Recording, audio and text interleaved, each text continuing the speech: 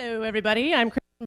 I'm the founder of Happy Hour Effect. I help organizations spin stress into success for their employees to boost the bottom line. I'm a best-selling author, speaker, widow mom, and coach.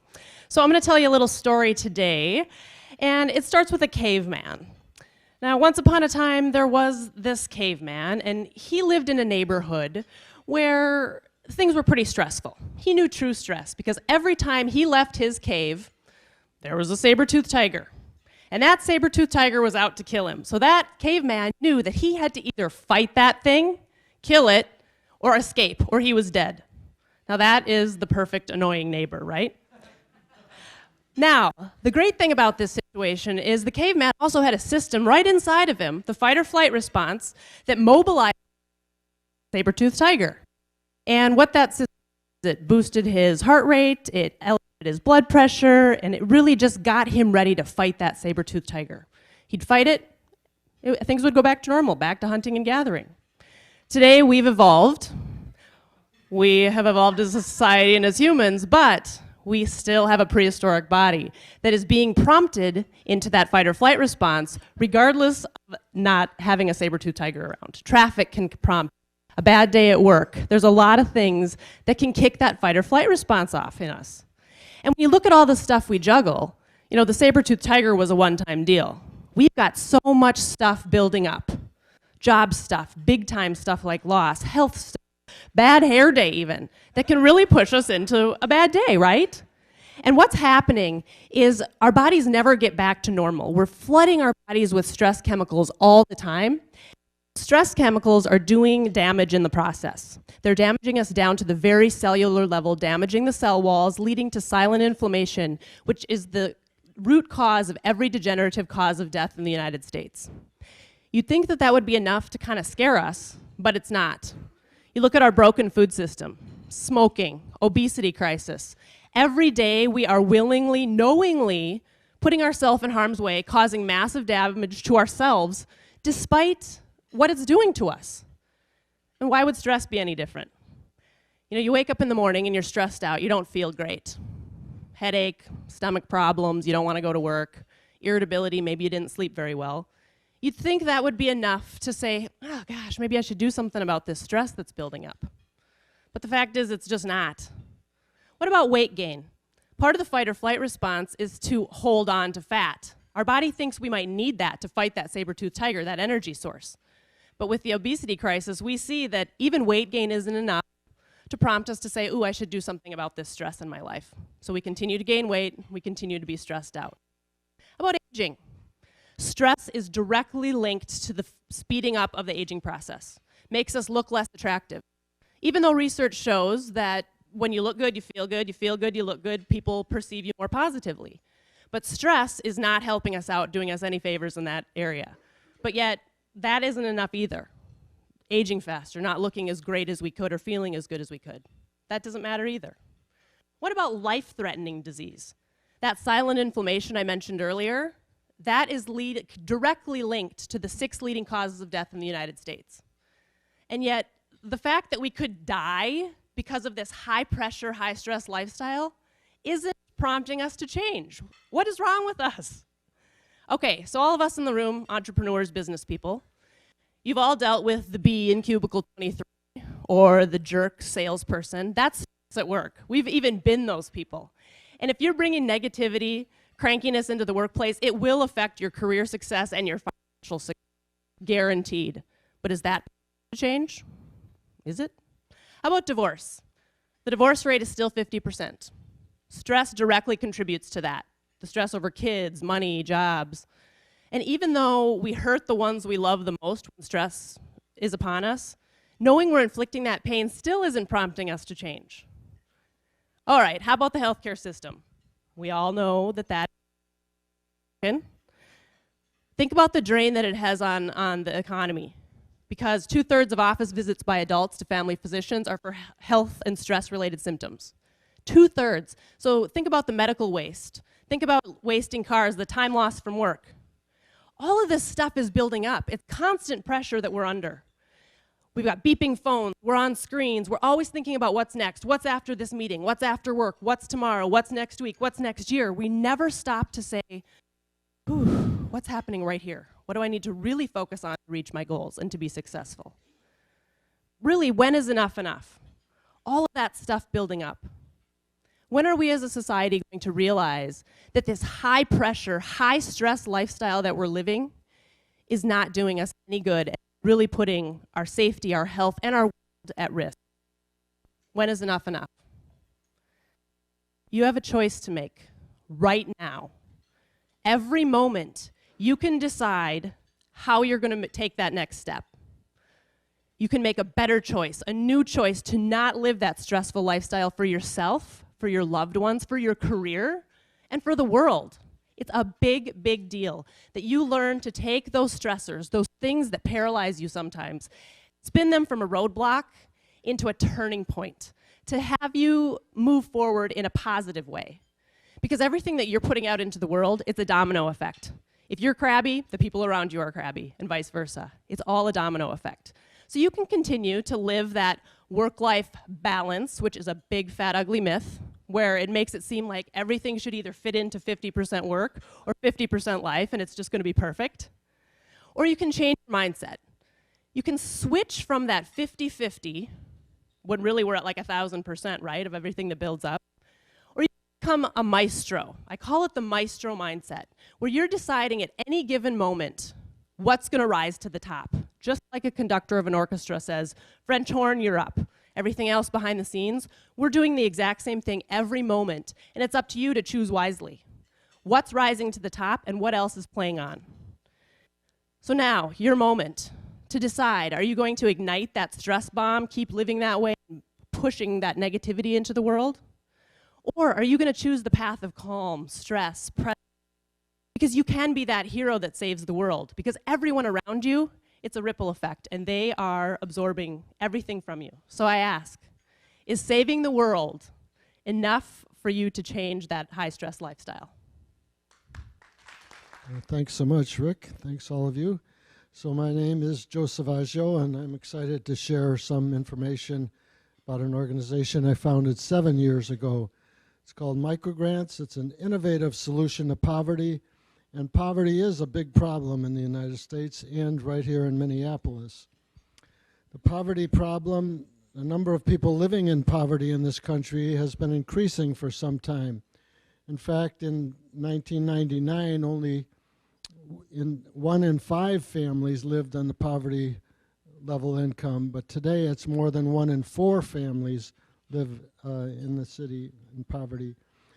Poverty is a cycle. It's the lowest income group. There's 42% chance that a child's income will be the same as his parent. But moving up just one bracket, children in the second lowest income will have only a 23% chance of remaining in that bracket as an adult. So why is poverty a cycle? Poverty, people in poverty have low income, low assets, low education. They have a lack of capital and in-demand skills. They have a lower capacity to generate income, which leads to lower economic and health risks and leads to more debt and low income. How do you break it? Employment is the key, and giving inheritance is also helpful. So when we help people break out of poverty, if we help the parents, we actually help the children. So this is where microgrants comes in. All microgrants are focused on employment. Money is spent to help individuals get and retain better jobs. And the other area is small businesses. It allows people with limited means to be self-employed. What is microgrants? It's a regular nonprofit. It gives $1,000 grants to low-income people of potential to boost them to self-sufficiency. It's not just another poverty alleviation program. Instead, it gives people a one-time empowerment boost to spur long-term wealth creation. How does it work? We work through partner agencies. As you can see on the screen there, these partner agencies do 3 things. They recommend the potential grantees to microgrants, they coach the grantees on how to use the money, and they follow up to measure the outcomes and the results. And they do it all for free because it's in their self-interest to receive $1,000 grants to help their people get better. We work in 3 areas: education, transportation, and small businesses. The education is things like a certified nursing assistant that only costs $1,000 to go to school, car repair, or inventory of a business. So who lives in poverty? Mostly female heads of household, African Americans, and children have the highest poverty rates. While children make up 26% of the population, they represent 45% of those that are chronically poor. African Americans are also high in that. Microgrant recipients represent these demographics. 75% were minorities, 40% were African Americans, and 60% are women and single parents. Let's see, 96% of education grantees completed their, were on track to complete their degrees. 93% of transportation grants still had a reliable vehicle, and 79% of business owners are making a profit or on track to do so. Adrian, next slide. This is Adrian with XL feet, or extra large feet. His mentor is here from MITA, Yvonne Cho. We gave him a micro grant so that he could, by the way, when he was 16, he had size 16 shoe. But he rocketed to 6 figures with our grant and now has a bricks and mortar store. Ian Story, he's a mushroom guy, Mississippi Mushroom. He was only selling 20 pounds per week, and with our help and MITA's help, or NDC's help, he got to 400 pounds of mushrooms per week. The grant kept him solvent and growing. Why fight poverty? It makes economic sense. Economists estimate that child poverty costs America $500 billion a year in the U.S. and raises health and crime rates. And they usually just give entitlements, but ours is empowerment. So everyone lives better if we give the grants. It's unique. We give cash grants, we go through the partner agencies, which is unique, and the impact on the communities stays here right in the Twin Cities in Minneapolis and St. Paul. So I think Betsy should come up at this time. We believe it's important for microgrants to evolve and improve. The past year, microgrants has adopted a new evaluation program, and with Marcia Ballinger from Keystone Search, we were able to hire a new president, Betsy Buckley, behind me here, who's going to take over January 6th.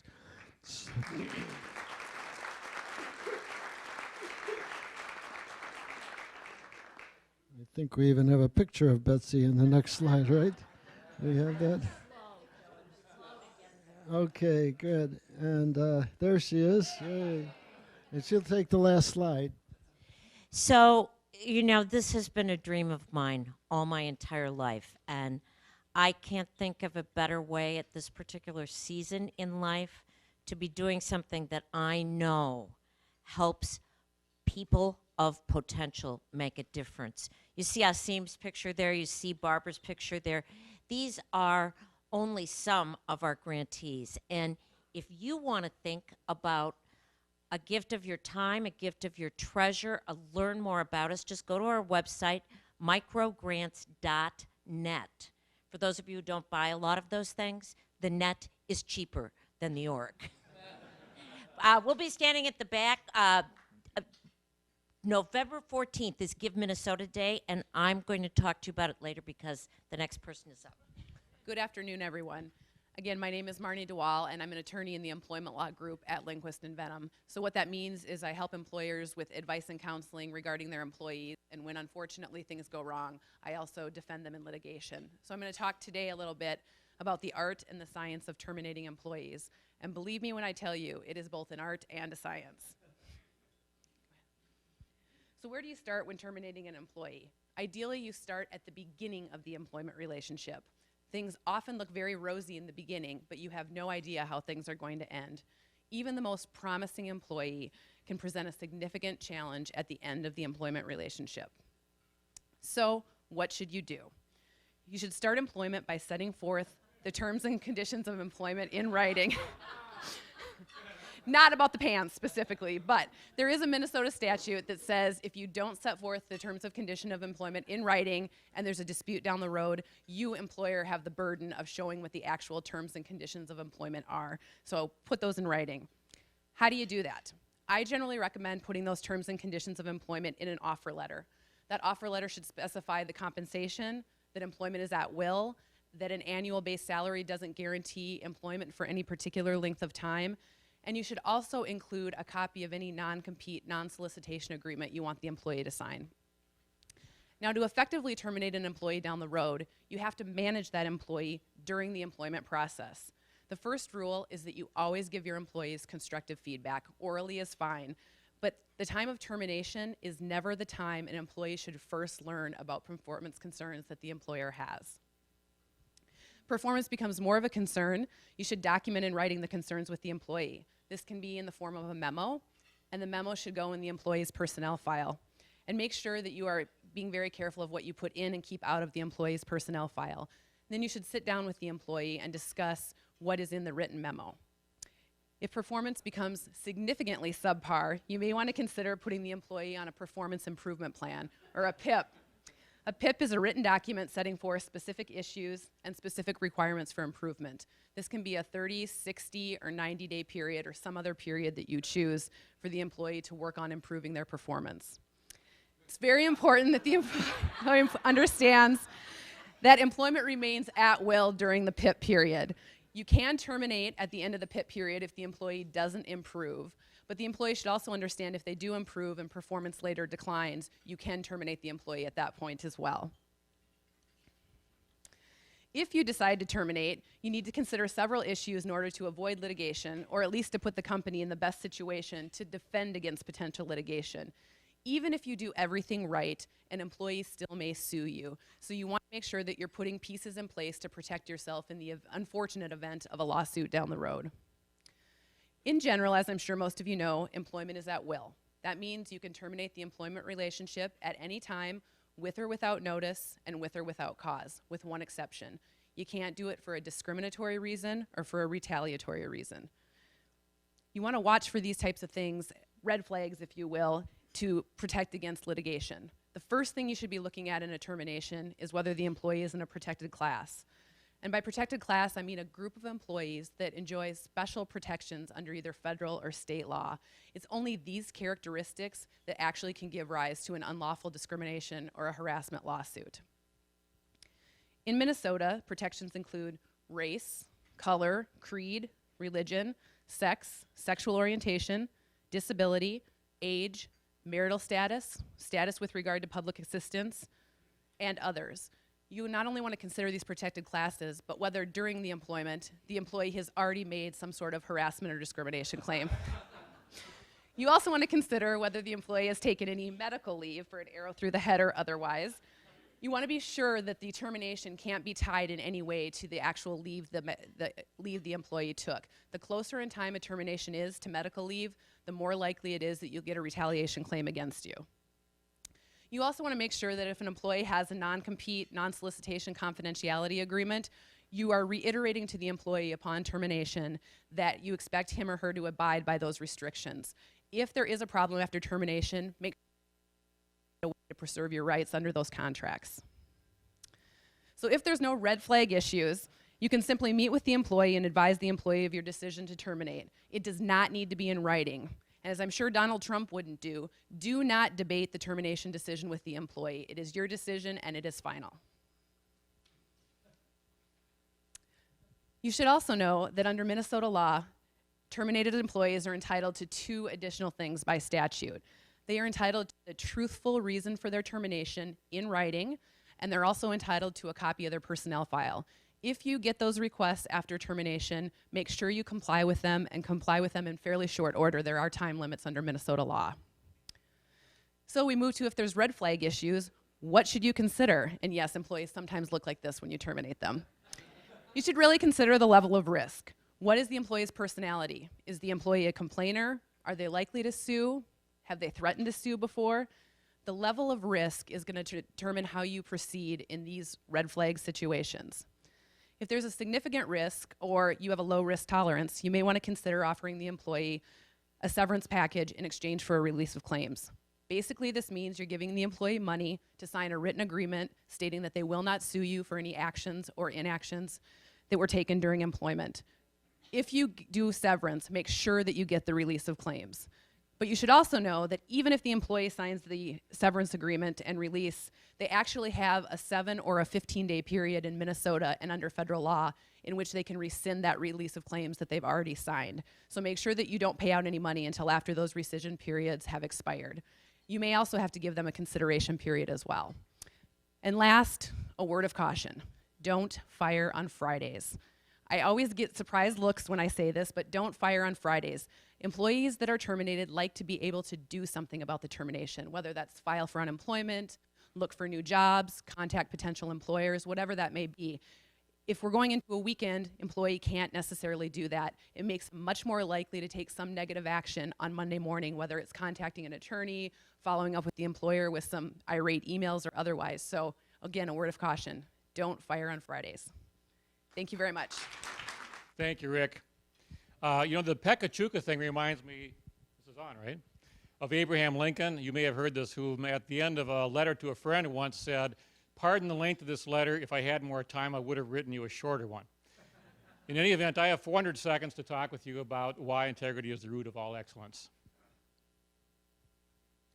Most of us, when we hear about integrity, morals, morality, it's very important. But did you know that that's actually the third definition in Webster's dictionary? The kind of integrity I want to talk with you about is the first and the second definition that has to do with being complete, whole, seamless, uninterrupted, perfect. And to me, that means if we're looking at the whole picture, excellence is about not just being effective in the way we traditionally measure effectiveness, profit and loss, so on and so forth, but also that we're creating engaging workplaces and that we're ethical. What I call triple E leadership, triple E cultures. A few statistics. 45% of our American workplace is disengaged. 19% do not trust business leaders to make the right decisions, to do the right thing. 25% of Wall Streeters admit that they would cheat if they were sure they wouldn't get caught. Therefore, 50% of folks do not trust their money managers to make the right decision. And 60% of employees don't know what the main goals of their employees are. So clearly there's room for more triple E leadership. Frankly, after 30 years of working with hundreds of organizations, there are 4 main things we need to manage if we want to be triple E leaders and triple E organizations: identity, authenticity, alignment, and accountability. You might recognize this. This is a picture of the Oracle at Delphi in Delphi, Greece, where over the main temple door it says, "Know thyself." That's where it starts. That's where identity starts. That is advice as useful today as it was thousands of years ago for orators, generals, and statesmen. I'm a sailor, and there's an expression that the sea will uncover weaknesses. So will the market, so will our competition. And so the foundation for identity is knowing ourselves, our best strengths as well as our weaknesses. If we don't know the weaknesses of our vessel, our organization, as well as ours, we're liable to end up with rocks like this poor chap. How can we do that? These are a few instruments I use in my practice. The one on the upper left is called the Hogan Development Survey, which, among other things, looks for which of 11 potential derailers might get us in trouble. One of those is boldness. And I sometimes wonder if that had been in check more if the outcomes of the Great Recession or British Petroleum's oil platform, for example, might have been a bit different. Alexander Hamilton said, "If we don't know where we stand, we'll fall for anything." Knowing and disclosing our core values is another part of identity. And fall they have, of course, in recent years, but we need to remember that core values also drives engagement. That's been proved in research, and it also drives more effectiveness in terms of traditional measures. I have no idea what this next slide is supposed to say because all of the figures didn't come up. So we'll just wait for it. But it's a pretty picture, isn't it? Obviously, that's the compass. So we need to make sure that we're following our true north, with apologies to Bill George. Part of this exercise, it's time for us to replace our worn out, meaningless cliches about mission statements with some dazzling new ones. Things like mission statements, things like values are critically important. Research has proven they actually drive results as long as we're authentic about them and we don't use them as a silly exercise. Authenticity is thrown around a lot, including inauthentically. In my book, literally in my book, Navigating Integrity, it boils down to three things. Trueness to our purpose and our principles, truth and transparency.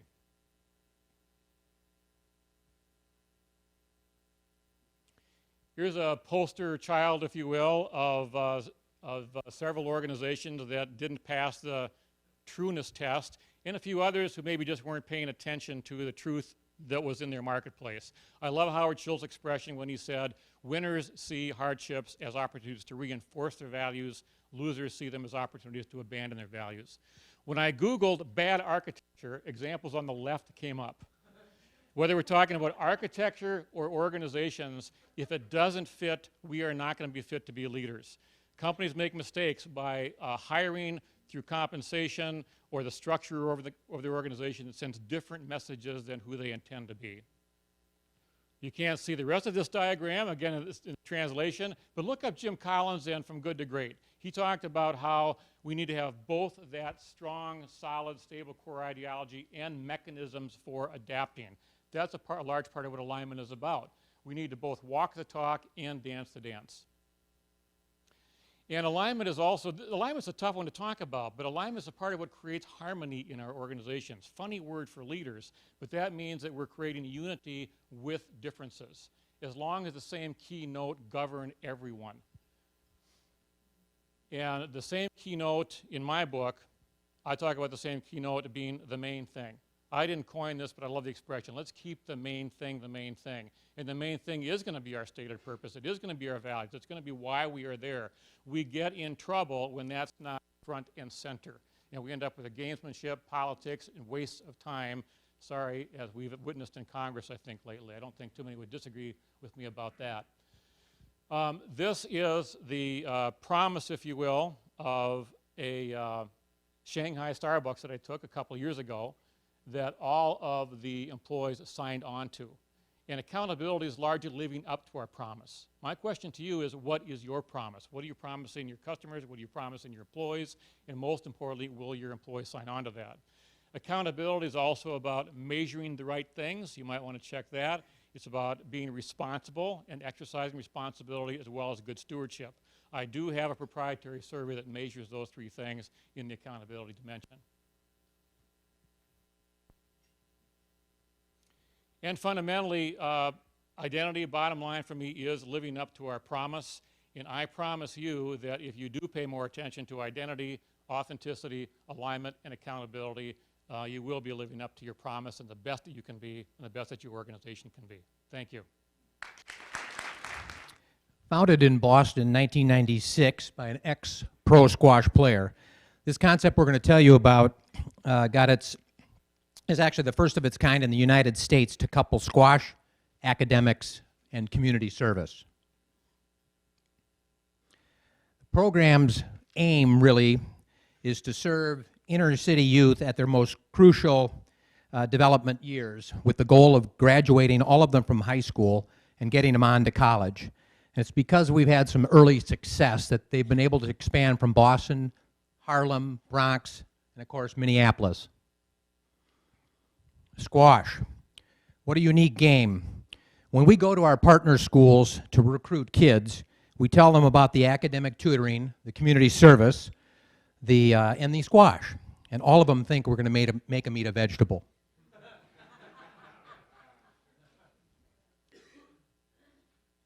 Academics is the heart of what we're all about. We have undergrad students from the University of Minnesota that come to us through a work-study program. All of them have earned the American Reads certification, and they will spend over 160 hours each year with our kids.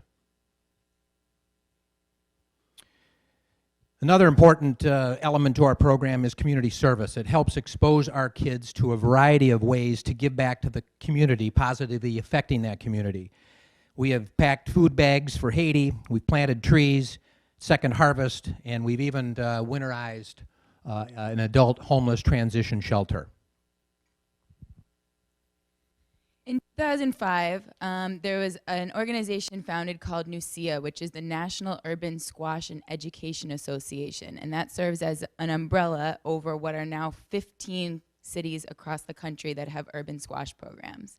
They do things like help with tournaments and create kind of a rubric for what other programs should follow. One of the major developments is college prep, and we have a huge focus on sending our kids through high school, to college, and through college. We start with that program in 9th grade, and as they get on to 12th grade, we make it more and more of the core program. Another important element is mentoring. So what we try and do is we try and provide really great role models to the kids so that they can, as they continue through their education and into other involvements like squash or extracurriculars, they can have an adult in their lives that they can reach out to beyond their families and beyond their teachers. In 2011, we got our start here in the Twin Cities. We decided to be a Twin Cities-based organization so that we could work with kids in both Minneapolis and St. Paul. We adopted our name, which is Beyond Walls. And as you see, our logo is encompassing the squash, the academics, and empowerment for the kids. The problem that we were facing is in Minneapolis and St. Paul, there's an extreme issue with high school graduation. In Minneapolis, that high school graduation rate is 46%, and in St. Paul, it's 68%. Those are about 2 years old, the figures.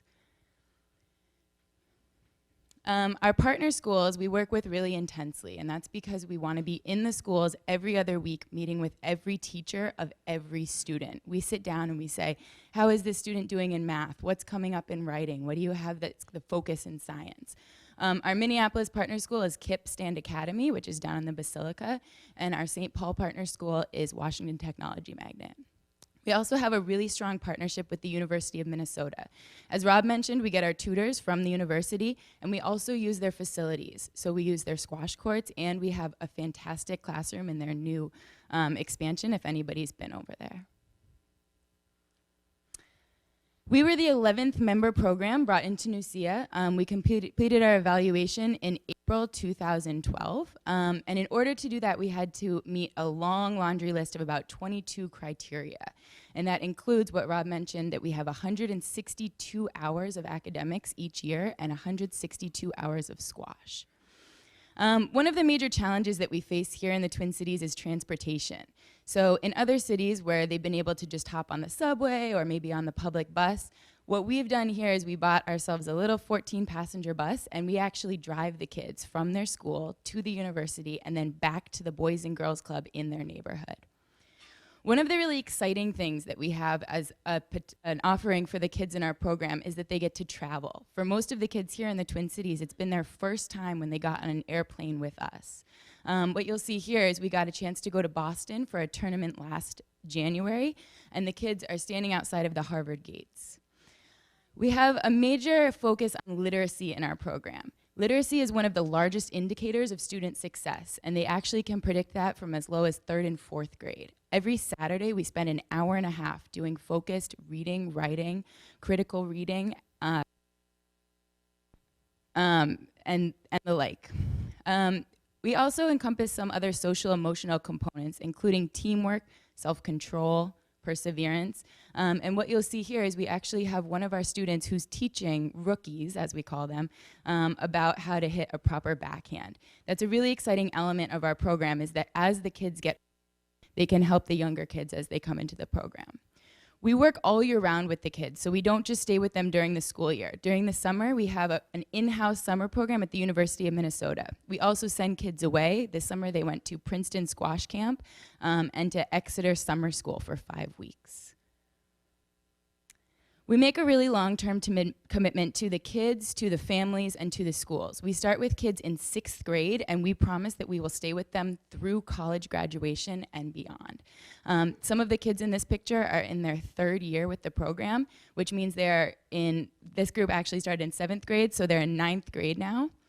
And our main goal is really to change futures. And so what we hope is that we'll help create this investment in academics and a real drive a degree, and to eventually come back into the same neighborhood, maybe volunteer at their alum program, and make a difference to the next generation. The 5 love languages is something I'm very passionate about. It came into my life through some challenging circumstances in my own marriage that dissolved.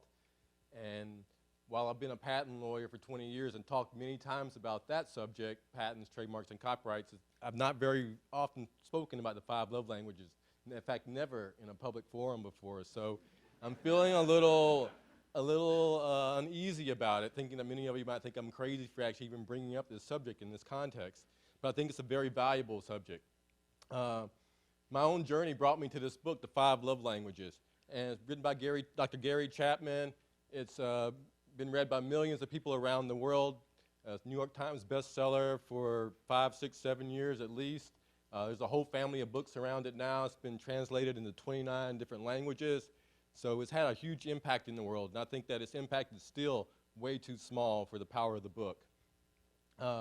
Rick, I already asked you how many people read the book, but if you read the book, put your hand back up. How many of you actually know what your favorite love languages are? We see some hands, a lot of hands coming down. The 5 love, what Gary Chapman figured out is that there's 5 ways that we have as humans to convey love from one person to another. Physical touch, quality time, words of affirmation, acts of service, and gifts. These are the only 5 ways there are to convey love from one person to another. Moreover, he discovered that we also have favorite ways. My favorite ways are physical touch and quality time. Most people who don't know the 5 love languages only know their favorite ways of receiving love. So if love doesn't come into their life in their favorite way, they don't recognize it as love. So that creates a problem sometimes where we have a mismatch. We have someone that's expressing love in a language that's their favorite, and someone on the other side who's intended to receive it, and it's not their language. And so this situation can arise, and it creates this situation where you have ships passing in the night. And when ships pass in the night and we don't have the kind of connection that we want, we can get frustrated. We don't feel like our needs are met. And oftentimes when we get frustrated, we're not very skilled at expressing that frustration in a way that can actually help us resolve it. Here we have a situation where our favorite love language of physical touch is meeting an act of service. So the solution is that we need some kind of a translation going on. We need some kind of wisdom to come in. And of course, this is the 2-prong adapter that many of us are familiar with. And we know that a plug that won't fit into another plug isn't any good. So in my experience in my life, I've found that now that I'm aware of my favorite love languages, and when I get aware of the favorite love languages of the people that are important to me, my children, my siblings, romantic interests that I have, then magic can happen. Because now we can actually connect and really meet each other's needs. And so I invite you to find out what your favorite love languages are. Now, does this really matter in business? Does love matter in business?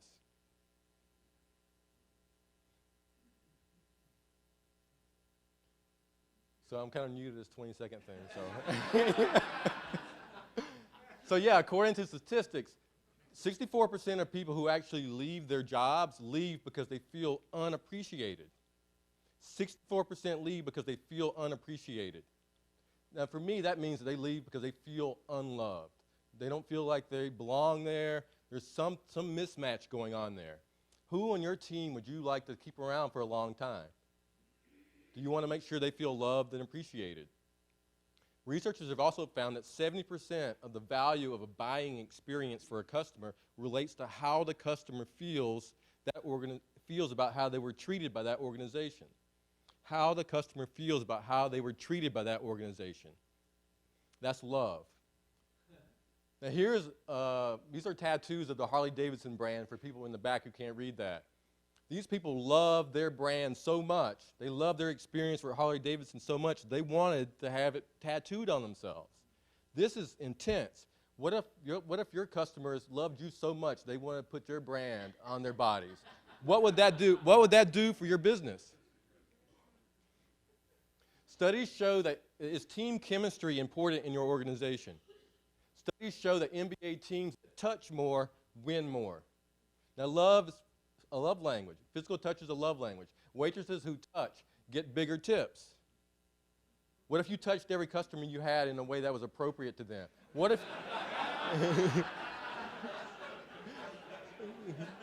So I don't want to lose the value of that point. What if you knew the love languages of every one of your customers and you touched them, you delivered your service in a way that optimized that experience for them? From the book Freakonomics, I learned that the biggest difference between doctors that are sued the most for malpractice and those that are sued the least for malpractice is 3 minutes per patient. 3 minutes per patient. Another study I found that a small gift can make a huge difference. Giving mints with a restaurant check can raise tips from as little as 3% to, if you do it the right way, can raise tips 21%. 21%. What if you figured out how to do that in your business? Kind of my closing point really is that I want people to know that love is not a 4-letter word in business. We should be talking about love and figuring out ways to deliver more love, because really love is about creating value for other people. And business, that's what business is, creating value for other people. I'm very passionate about this subject. I've organized my life around the 5 love languages. If you want to know more about that, feel free to contact me. I'm happy to talk about it. I'm on LinkedIn. I invite all of you to reach out and connect with me. And I hope that each of you go out and discover what your favorite love languages are. Thank you very much.